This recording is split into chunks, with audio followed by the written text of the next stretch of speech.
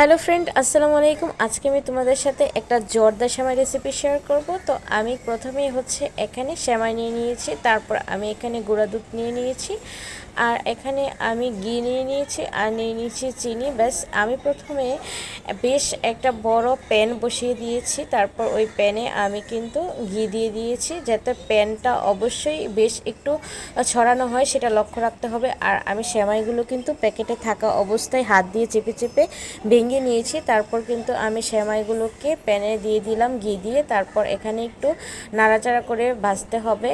আর এই সেমাইগুলো যেহেতু ঘি দিয়ে ভাজা থাকে না, তো অবশ্যই তোমরা ঘি দিয়ে ভাজবে। ঘি দিয়ে ভাজলে কিন্তু স্মেলটা ভালো আসে। আর তারপর গিয়ে তোমরা যতটুকু পরিমাণ চিনি পছন্দ করো সেই অনুযায়ী কিন্তু তোমরা এখানে চিনিটাকে অ্যাড করে দিবে, তারপর নাড়াচাড়া করতে লাগবে।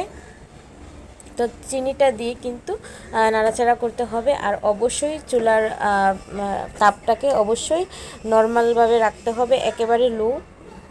তো এবার আমি এখানে নাড়াচাড়া করব, আর সেই সঙ্গে আমি এখানে গুঁড়া দুধটাও সাথে সাথে দিয়ে দেব।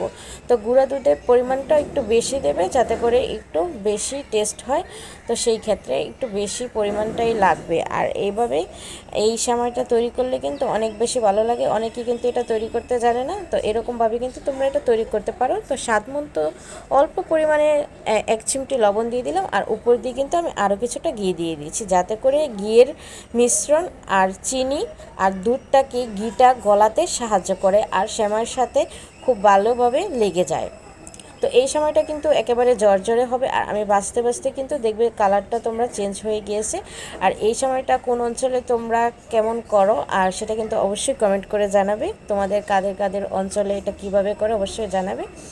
তো আমরা কিন্তু এরকমভাবেই করি, তো সেটাই তোমাদের সাথে শেয়ার করছি। আর আরেকটা কথা, এখানে দেখো লো হিটে কিন্তু এটাকে ভাজতে হবে। আর সেই ক্ষেত্রে কিন্তু যখন তোমার চিনিটা চিকন চিনি কিন্তু সাধারণত 2 রকম থাকে। যখন চিকন চিনিটা থাকে সেই ক্ষেত্রে কিন্তু খুব তাড়াতাড়ি ক্যারামেলটা হয়ে যায়, মানে গলে যায়। আর যদি মোটা চিনিটা থাকে সেই ক্ষেত্রে কিন্তু ক্যারামেলটা হতে একটু সময় লাগে। তো সেই ক্ষেত্রে কিন্তু তোমরা সামান্য পরিমাণের পানি বা তরল যেই দুধটা সেটা দিয়ে দিতে পারো, কিন্তু অবশ্যই এটা যেন বেশি ভিজে না যায় সেটা লক্ষ্য রাখতে হবে, কারণ এই সময়টা ঝরঝরে হবে, জর্দা সেমাই বলে কথা। তো এইভাবে কিন্তু তোমরা বানিয়ে নিতে পারো। আর চাইলে এখানে তোমরা নারিকেল কোরানোটা কিন্তু ব্যবহার করতে পারো, এতে করে কিন্তু টেস্ট অনেক ভালো আসে। তো দেখো আমার সেমাইটা কিন্তু রান্না হয়ে গিয়েছে, জর্দা সেমাইটা। তো এবার আমি এটাকে তুলে নেব। আর অবশ্যই এটা যেন পুড়ে না যায় সেরকমভাবে কিন্তু অনবরত নেড়ে চেড়ে তারপর কিন্তু তুলে নিতে হবে। দেখো আমার সেমাইটা কিন্তু ঝরঝরে হয়ে গেছে।